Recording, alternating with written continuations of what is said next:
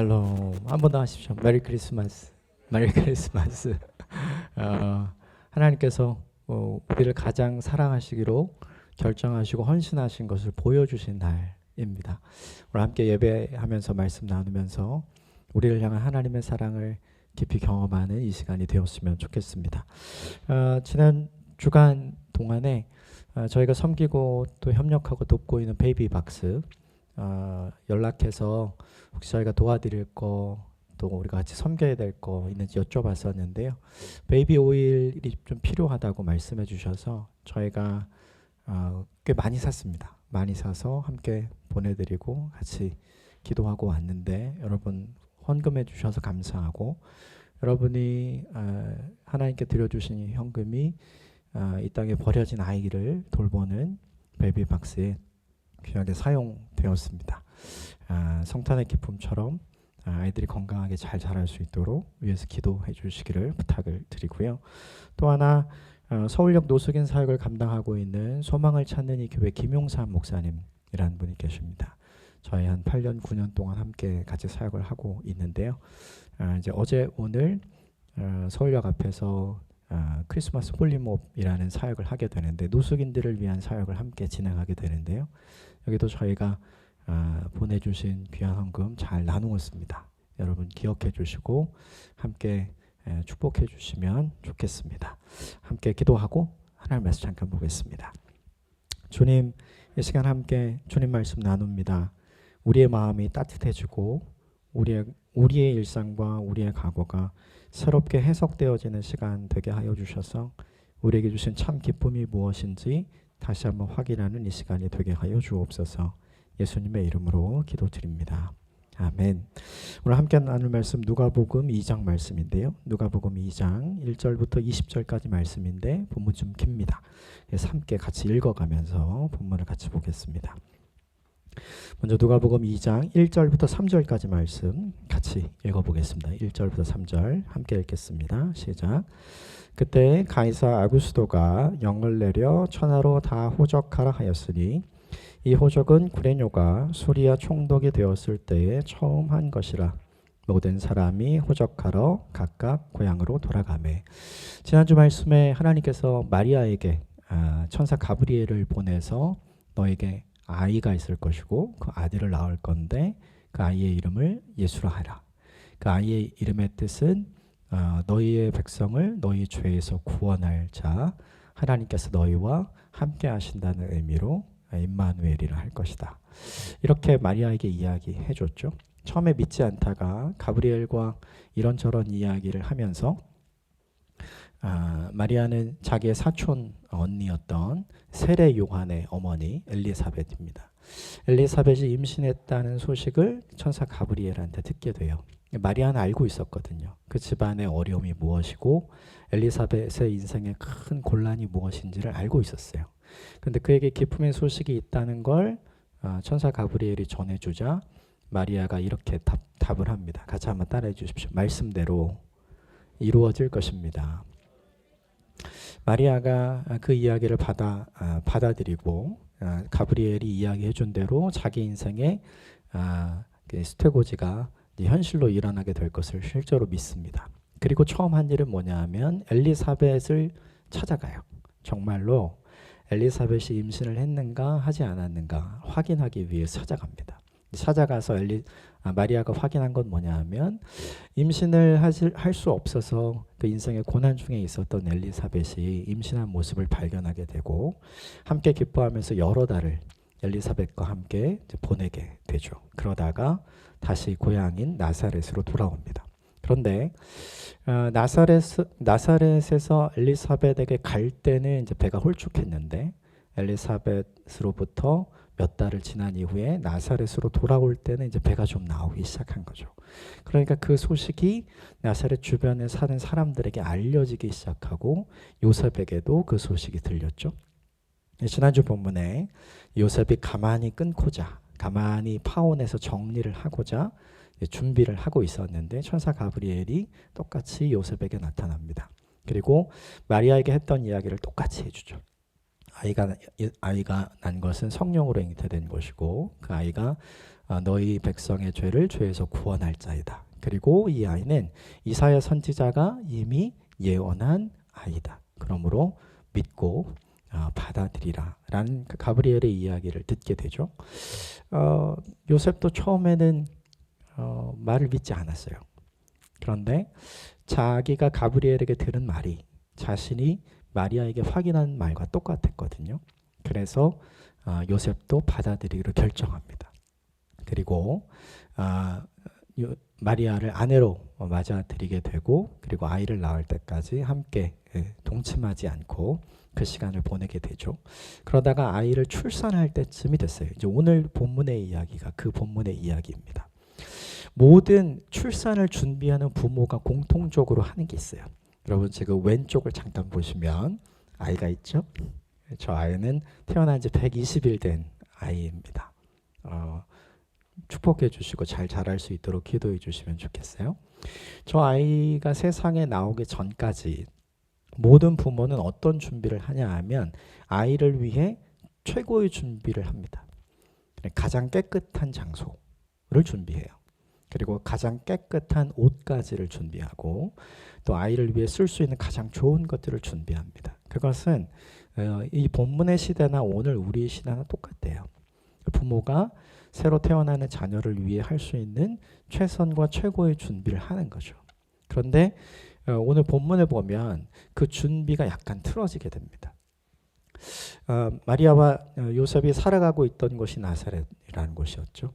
그곳에서 마리아와 요셉은 아이를 맞을 준비를 분명히 하고 있었을 거예요. 그럼에도 불구하고 오늘 본문을 보니까 호적 등록을 해라. 황제의 명령이 떨어졌습니다. 아이를 낳고 가도 될 만하면 아이를 낳고 갔겠죠. 그런데 황제의 명령이기 때문에 아이를 낳고 가는 건 불가능했어요. 당시 그 지역을 치리하던 총독 구레뇨가 이 지역에 있는 모든 사람들에게 일제히 칙령을 내려서 이 일을 빨리 하라라고 이야기했던 거죠. 황제가 칙령을 내린 이유는 간단했습니다. 세금을 좀 더 정확하게 많이 걷기 위해서 이 칙령을 내린 것이었죠. 그러니까 마리아와 요셉은 아이 출산 준비를 하다가 갑자기 고향으로 내려가야 되는 어려움에 빠진 거예요. 자신들이 준비했던 집, 자신들이 준비했던 아이를 위한 모든 것을 다 놔두고 가야 되는 거죠. 그러니까 실제로 마리아와 요셉의 크리스마스는 어떠냐 하면 굉장히 불안한 크리스마스였고 굉장히 어려운 크리스마스였고 불평과 불만이 가득할 수 있는 크리스마스였습니다. 같이 한번 따라해 주십시오. 왜 이런 일이 나에게 생기는가? 충분히 이 말을 할 수 있죠. 그런데 중요한 것이 하나 있어요. 천사 가브리엘이 마리아와 요셉에게 알려준 말이 있습니다. 그게 뭐냐 하면 너희들은 은혜를 입은 사람이란 뜻이에요. 그렇게 이야기해 줬어요. 같이 한번 따라해 주십시오. 은혜를 입은 자요. 이렇게 얘기해 줬거든요.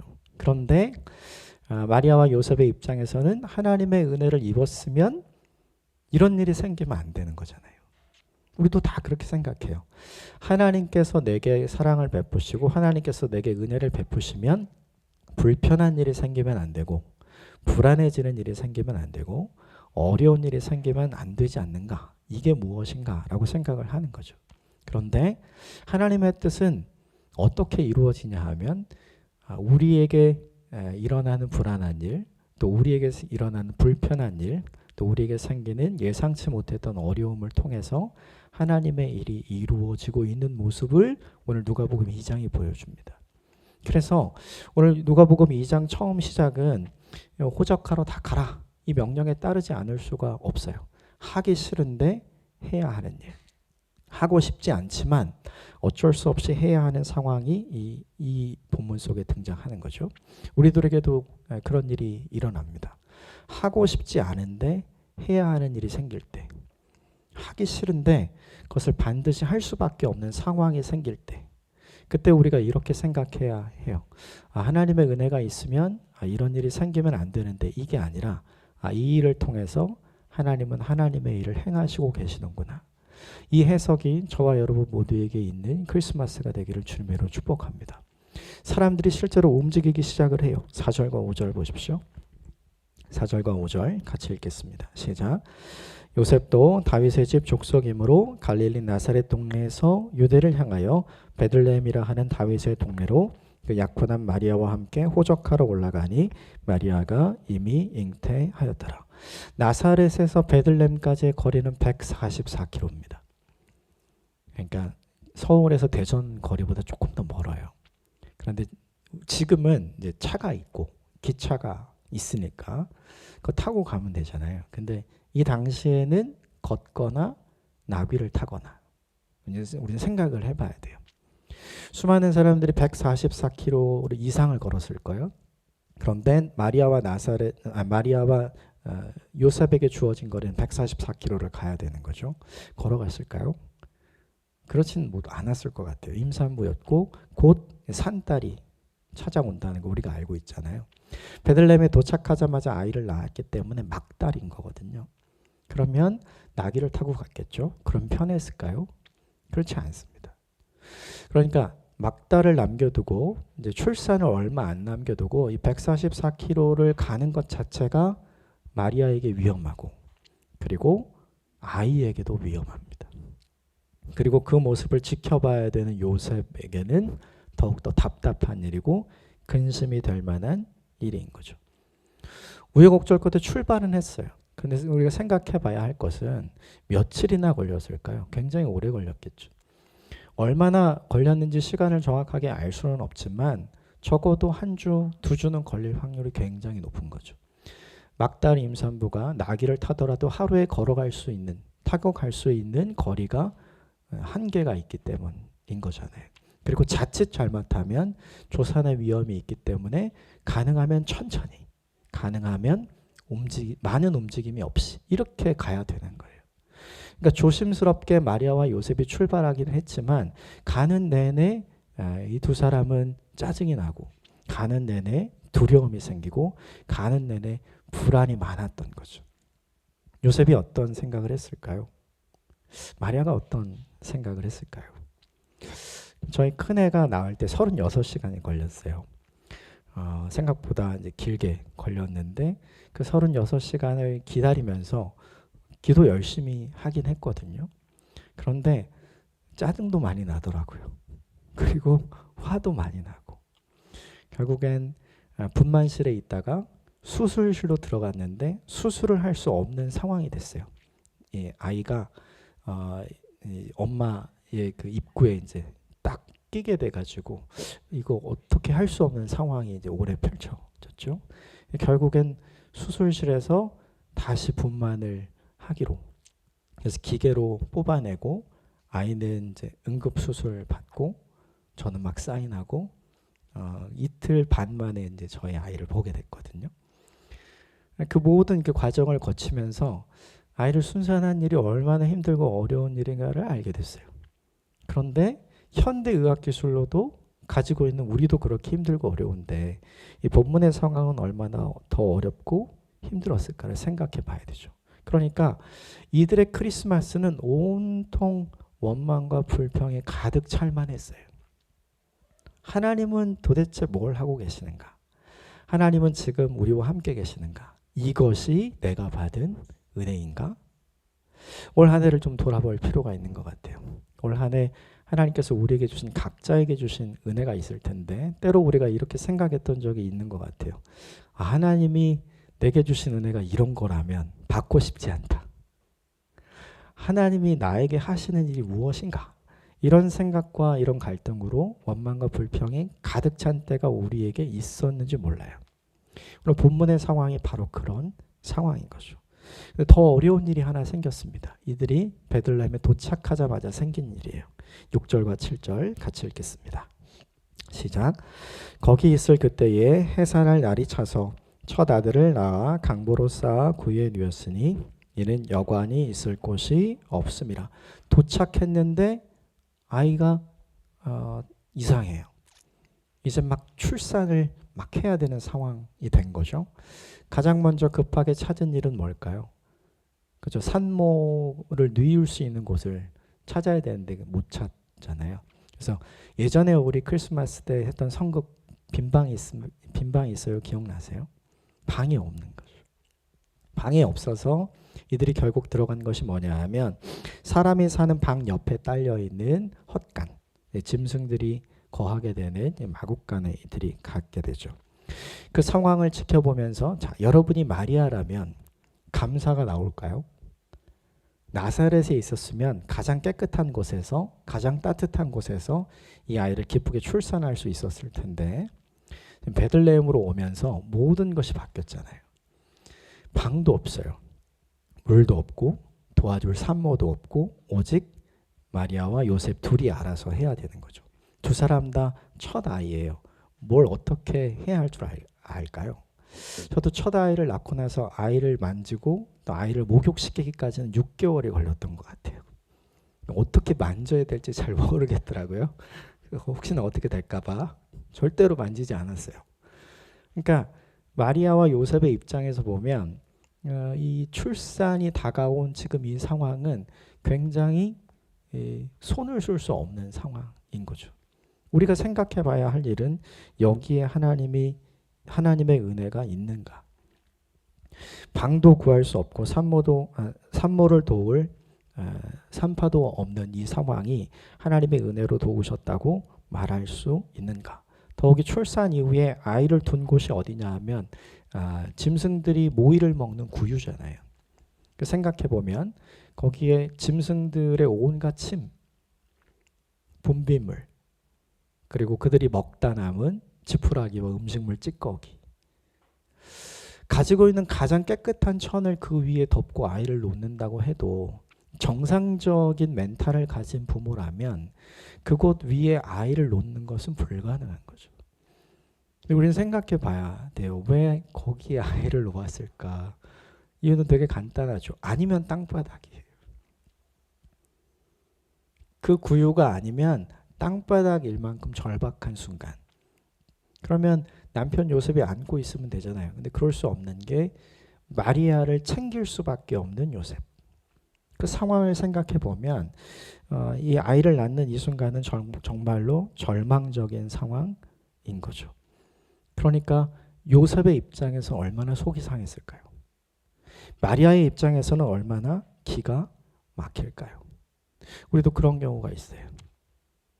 내가 예수님만 안 믿었으면 내가 이렇게 참지 않는데, 내가 예수님만 안 믿었으면 내가 이 상황을 인정하고 받아들이지 않는데, 기가 막히고 코가 막힌 순간이 우리에게도 늘 존재하는 거죠. 이 본문의 상황이 뭐냐 하면 21세기를 살아가는 우리의 상황과 전혀 다르지 않아요. 거의 비슷합니다.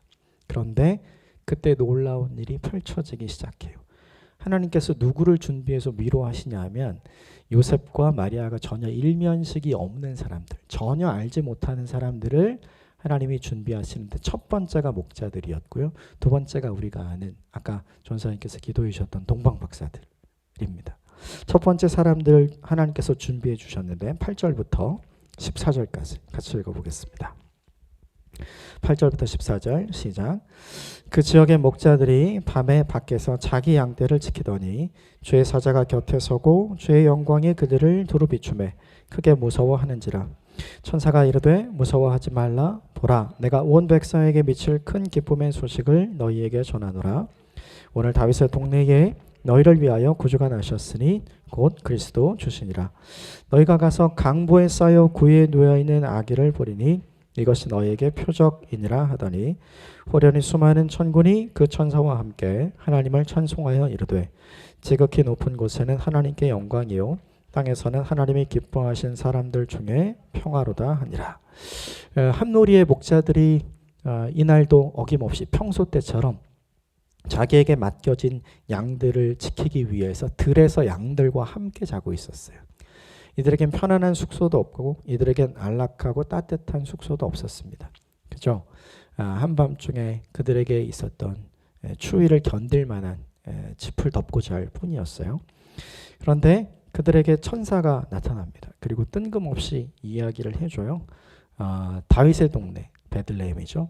베들레헴에 너희를 구원할 구세주가 나셨다. 11절에 그렇게 되어 있죠. 곧 그리스도다. 너희가 기다리고 기다리던 메시아가 나셨다. 이렇게 이야기를 해줘요. 특징 하나를 얘기해 줍니다. 12절 말씀 한 번만 더 읽어보겠습니다. 12절 시작. 너희가 가서 강보에 쌓여 구유에 누워있는 아기를 보리니 이것이 너희에게 표적이 되리라. 이 본문에 보면 천에 쌓여서 구유에 누워있는 아기를 보게 될 거다 이렇게 얘기해줘요. 근데 생각을 해보면 목자들도 사람입니다. 강보에 싸서 즉 천에 싸서 짐승들의 모이통에 아이를 놓는 부모는 없어요. 그런데 그런 사람이 있다는 거예요. 그러니까 이 말이 되게 이상한 말이거든요. 그런데 이 이상한 말을 이 천사들이 목자들에게 해줍니다. 상식적으로 아이를 낳아서 짐승의 모이통에 넣는 부모가 어디 있겠어요? 아무도 없죠. 또 중요한 사실 하나는 그러면서 하늘에는 영광이요 땅에서는 기뻐하신 하나님의 사람들을 위한 평화로다 이야기를 해주고 너희를 향한 큰 기쁨의 소식을 너희에게 전한다 이렇게 얘기합니다. 10절 말씀 한 번만 더 읽어보겠습니다. 10절 시작. 천사가 이르되 무서워하지 말라 보라 내가 온 백성에게 미칠 큰 기쁨의 좋은 소식을 너에게 전하라. 큰 기쁨의 좋은 소식이 누구에게요? 온 백성에게.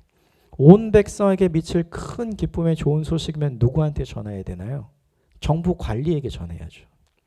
왕에게 전해야 됩니다. 예루살렘에 있는 사람들에게 전해야 돼요. 지금 이 지역을 통치하고 있는 총독에게 전해야 됩니다. 전혀 목자들은 이 소식을 널리 알릴 힘이 없는 사람들이고 목자들의 말이 그들에게 영향력을 갖는 사람들도 아니거든요. 사실보다 중요한 것은 뭐냐면 그걸 누가 이야기하느냐잖아요. 그게 뭐냐 하면 미디어의 영향력이죠. 우리도 그게 사실이냐 아니냐보다 그걸 누가 이야기했느냐가 훨씬 더 중요하게 생각하거든요.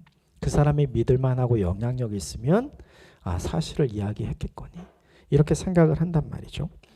그러므로 이 본문에서 보면 오늘 천사들이 이야기해준 이 두 가지 사건 모든 사람을 위한 큰 기쁨의 소식이고 그리고 강보에서 구유에 누워진 아기를 보게 될 것이다 라는 말은 사실은 맞지 않는 말이에요. 그런데 이 말을 천사들이 해주죠. 그리고 가서 찾아보게 합니다. 근데 참 신기한 일이 일어나요. 천사들이 사라진 이후에 이 목자들이 어떻게 하면 진짜로 움직입니다. 목자들이 움직이면 양들은 어떻게 될까요? 양들은 위험에 노출되잖아요. 그런데도 불구하고 이 목자들이 움직이기 시작을 해요. 목자들에게 이 순간 더 중요한 게 자기의 양이 아니라 그 천사들이 전해준 음성이 자신들에게 더 중요한 일이 된 거예요. 참 놀라운 일이에요. 이들에게 중요한 건 양을 안전하게 지키는 거예요. 그게 자기 인생이 제일 중요합니다. 그런데 지금 이들에겐 더 중요한 일이 하나 생겼어요. 그리고 그것을 진짜로 확인하러 가죠. 이것은 평상시에 일어나는 일이 아니에요. 평상시에 일어날 수도 없는 일이고 이 일을 해서도 안 되는 일이에요. 그래서 양들에게 문제가 되면 자기 인생과 자기의 잡에 문제가 생기기 때문이죠.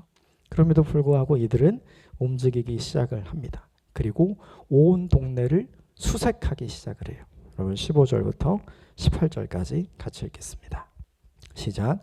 천사들이 떠나 하늘로 올라가니 목자가 서로 말하되 이제 베들레헴으로 가서 주께서 우리에게 알리신 바 이 이루어지는 일을 보자 하고 빨리 가서 마리아와 요셉과 구유에 누운 아기를 찾아서 보고 천사가 자기들에게 이 아기에게 대한 말한 것을 전하니 듣는 자가 다 목자들이 그들에게 말한 것을 놀랍게 여기되.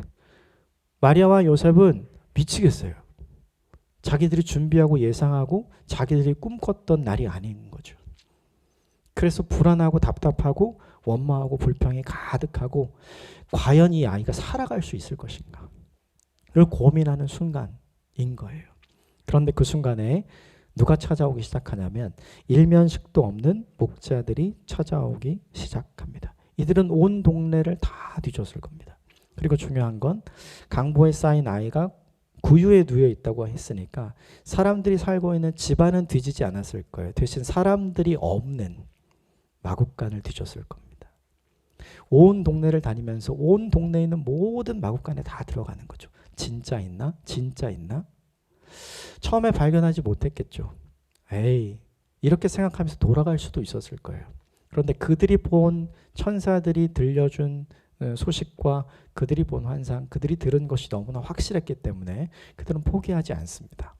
그리고 정말로 찾아내기 시작을 해요. 그리고 발견한 게 있어요. 그게 뭐냐 하면 구유에 누인 아기를 진짜로 발견하게 됩니다. 할렐루야. 사람들은 이렇게 하지 않거든요. 그런데 하나님이 그렇게 하신 거죠.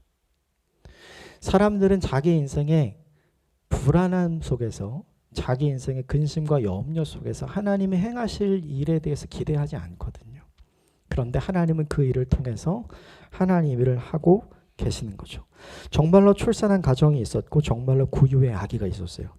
그리고 목자들이 깨닫습니다. 아, 이게 진짜구나. 저 아이가 메시아고 저 아이가 그리스도 주시구나. 그래서 목자들이 한 일이 있어요. 그걸 확인하고 끝낸 일이 아니라 17절 같이 읽겠습니다. 시작. 보고 천사가 자기들에게 이 아기에 대해 말한 것을 전하니, 천사들이 목자들에게 전해준 걸 전합니다. 메시아가 나셨고 큰 기쁨의 소식이고 하늘에는 영광이고 땅에는 평화다. 그가 우리가 기다리던 그리스도 메시아다. 이 이야기를 듣고 있는 사람은 누굴까요? 요셉과 마리아죠. 이 이야기를 듣고 나서 요셉과 마리아가 어떤 느낌, 어떤 기분이었을까요? 아이, 웃기고 있네. 그랬을까요? 오늘 본문은 그렇게 나오지 않습니다. 여러분 19절 보십시오. 19절 같이 읽겠습니다. 시작. 마리아는 이 모든 말을 마음에 새기어 생각하니라.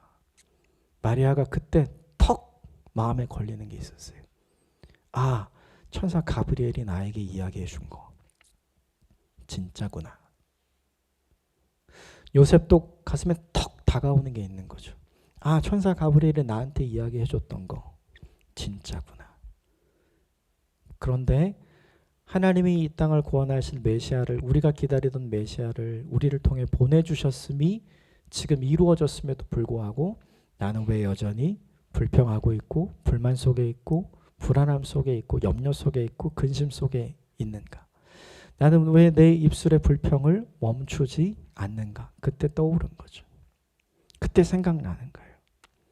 그러면서 그가 그 목자들의 말을 가슴에 두면서 떠올린 말씀이 있었을 거예요. 그 말씀이 뭐냐 하면 미가서 5장 2절의 말씀입니다. 미가서 5장 2절 말씀 같이 읽어보겠습니다. 시작. 베들레헴 에브라다여 너는 유다 족속 중에 작을지라도 이스라엘을 다스릴 자가 내게서 내게로 나올 것이라. 그의 근본은 상고의 영원에 있느니라. 미가 선지자가 훨씬 더 이전에 이사야 선지자처럼 메시아를 이야기하면서 메시아의 출생이 베들레헴에서 일어날 것이라고 예언했던 내용의 말씀을 떠올렸을 거예요. 아, 하나님은 하나님의 방식으로 하나님의 일을 하시는구나. 성탄절의 기인에서 저희가 잊지 말아야 될 것이 있어요. 같이 한번 따라해 주십시오. 하나님은 나의 예상과 나의 방식으로 일하지 않으십니다. 지난주에 목사님께서 나누셨던 말씀의 핵심 메시지였어요. 요셉의 입장에서 마리아와 요셉에게 일어난 일은 재앙이었죠. 그런데 하나님의 입장에서는 그것은 재앙이 아니라 기쁨이었고 축복이었죠. 근데 그 축복이 우리의 삶에 어떻게 이루어지는가? 고난을 통해서 이루어집니다. 우리의 믿음은 이 지점을 뚫고 나아가는 것이 필요합니다. 우리는 우리 인생에 찾아오는 고난 앞에, 또 내가 원인을 제공하지 않은 고난 앞에, 내가 예상하지 않았고 내가 준비하지 않았고 내가 꿈꾸지 않았던 어려움과 근심과 염려 앞에 불평을 쏟아놓고 불만을 쏟아놓아요. 자연스러운 현상인 것 같아요. 그런데 그 이면에는 뭐가 있냐면 하나님께서 그 일을 통해 우리에게 하시고자 하는, 이루시고자 하는 하나님의 뜻과 하나님의 계획이 있으신 거죠. 그래서 여러분 이걸 잊지 않으셨으면 좋겠습니다. 같이 한번 따라해 주십시오. 하나님께서는 다 계획이 있습니다. 아주 유명한 영화의 대사였죠. 하나님께서는 다 계획이 있어요. 하나님의 계획이 우리에게 어떻게 이루어지는가? 고난을 통해서 이루어집니다. 이것을 확인했을 때 마리아의 마음은 어땠을까요? 이것을 확인했을 때 요셉의 마음은 어땠을까요? 오늘 본문 속에 목자들이 돌아가고 난 다음에 마태복음 2장에 보면 동방박사들이 등장합니다. 그리고 마리아와 요셉은 자기들이 일평생을 통해서 받아보지 못할 선물을 받아요. 황금과 유황과 모략을 이 동방박사들이 이 아기 예수에게 바치고 돌아가는 그것을 또 경험하게 되죠. 그리고 그들과 이야기를 나누면서 하나님께서 한 별을 통해 우리를 이곳으로 인도하셨다는 이야기를 또 듣게 돼요. 여러분 이것을 기억하시면 좋겠습니다. 우리 인생에 일어나는 고난을 통해서 하나님은 하나님의 일을 하십니다. 내가 원하는 그림이 그려지지 않을 때 우리는 불평하고 우리는 불만 가득합니다. 그리고 계속해서 우리 입술에 하나님의 은혜가 있으면 이러면 안 되는 거 아닌가? 하나님께서 살아계시면 나한테 이러면 안 되는 거 아닌가? 이런 생각을 많이 하게 되는 것 같아요. 여러분 저를 한번 봐주시겠습니까? 저 어때 보입니까? 괜찮아 보입니까? 저는 올해 제 인생 역사에서 가장 컨디션이 안 좋은 1년을 보냈습니다. 몸이 가장 아팠고 마음도 가장 아팠고 그리고 온갖 약들을 다 먹게 되는 한 해를 보내게 됐어요. 한 1년 정도 온갖 종류의 약을 먹고 지금은 거의 다 끊었습니다. 할렐루야. 근데 그 1년의 과정을 거치면서 1년 동안 제 마음에 풀리지 않는 게 있었어요. 화였어요. 막 화가 나는 거예요. 하나님이 계시면 이러면 안 되는 거 아닌가? 하나님의 계획과 은혜가 이런 방식으로 이루어지는 건 참 아니지 않은가? 생각해 보니 내가 하나님께 잘못한 게 별로 없는 것 같은데 하나님 왜 나를 이렇게 궁지로 몰아가시는가? 시간이 지나면 지날수록 풀리지 않고 화가 계속 나더라고요. 그 화는 지금도 여전히 납니다. 할렐루야. 잘 해결이 안 되는 거예요. 화를 누르면 누를수록 제 안에 어떤 생각이 있냐면 하나님을 믿고 싶은 마음은 있는데 하나님이 믿어지지 않는 거예요. 마리아와 요셉에게 은혜를 받은 자여 이렇게 말씀하셨거든요. 그럼 은혜 받은 자의 증거가 있어야 되잖아요. 칙령이 내려졌지만 가려고 준비하니까 칙령이 취소됐다던가 자기들이 준비한 집에서 아이를 낳을 수 있도록 칙령이 미루어졌다든가 이런 일이 있어야 될 거 아니에요. 그런데 저의 인생에 그런 일이 하나도 있지 않았어요. 근데 이 본문을 준비하면서 깨닫게 된 거 하나가 있어요. 그건 뭐냐 하면 하나님은 인간이 경험하는 고난이라는 걸 통해서 인간이 경험하는 불안이라는 걸 통해서 인간이 경험하는 두려움이라는 걸 통해서 하나님의 일을 해가시는구나. 지난 1년 동안 제가 겪었던 어려움 속에서 하나님은 하나님의 일을 하고 계시겠구나. 그렇다면 오늘 본문 속에 마리아와 요셉이 목자들을 만나게 되고 동방박사들을 만나게 되었던 것처럼 저에게도 하나님께서 목자들을 보내주시겠구나. 동방박사들을 보내주시겠구나라는 기대가 생기기 시작하는 거예요. 여러분 믿음은 기대입니다. 믿음은 기대예요.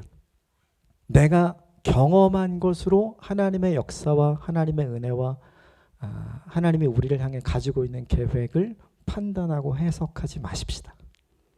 저도 그거 연습할 거예요. 올해 제가 경험했던 것을 통해서 하나님의 역사를 판단하고 하나님의 역사를 재단하지 않을 겁니다. 왜냐하면 하나님은 내가 알 수 없는 방법으로 하나님의 일을 해가고 계시기 때문입니다. 이게 뭐냐 하면 오늘 본문의 성탄이 우리에게 주는 메시지인 거죠. 마리아와 요셉을 위해 하나님은 목자들을 준비하셨고 마태복음 2장에 등장하는 동방박사들을 준비하셨습니다. 그리고 마리아와 요셉에게 참 평안과 참 기쁨을 주셨죠. 그렇다면 하나님께서 우리에게 불안한 세상을 살아가는 우리에게 여전히 두려움이 있고 근심이 있고 걱정이 있는 우리에게 왜 기쁨의 소식을 전해주는 목자들과 동방박사들을 준비해 주시지 않겠습니까? 저는 그것이 반드시 있을 거라고 믿습니다. 약속을 받은 자의 삶에 하나님은 뭘 요구하시냐면 믿음을 요구하십니다. 성탄절에 이 믿음이 더욱더 견고해지는 저와 여러분이 되시기를 주님으로 축복합니다. 지난주와 이번 주의 메시지는 동일합니다. 우리의 입장에서 보면 재앙이에요. 우리의 입장에서 보면 하나도 은혜가 없는 것 같습니다. 우리의 입장에서 해석하면 나쁜 일만 있는 것 같아요.